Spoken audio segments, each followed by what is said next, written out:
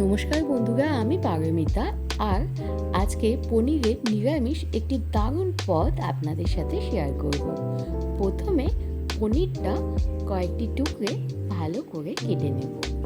আর এখানে নিয়েছি একটি ক্যাপসিকাম, সেটাও খানিকটা টুকরো করে কেটে নিয়েছি। এইবার কড়াইতে দিয়ে দেব সাদা তেল। তার মধ্যে ক্যাপসিকাম দিয়ে খানিকটা ভেজে নেব। একটা মিক্সিং জারে নিয়েছি টক দই, লঙ্কা আর নুন পেস্ট বানিয়ে রেখে দেবো।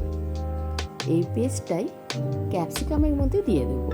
তার মধ্যে দিয়ে দেবো খানিকটা জল, আর এই দিকে একটু কাজু আর পোস্ত বেটে রাখবো। দিয়ে দেব এর মধ্যে পনিরগুলো কড়াইতে ভালো করে ফুটে উঠলে দিয়ে দেব পোস্ত বাটা, একটু হলুদ গুঁড়ো, আর দিয়ে দিয়েছি খানিকটা চিনি। খুব সহজ রেসিপি, হতে ঠিক 10 মিনিট সময় লাগবে। সম্পূর্ণ রেসিপি আমার কমপ্লিট। আমার রেসিপি যদি আপনাদের ভালো লাগে, চ্যানেলটি সাবস্ক্রাইব করে পাশে থাকার অনুরোধ রইল। টাটা।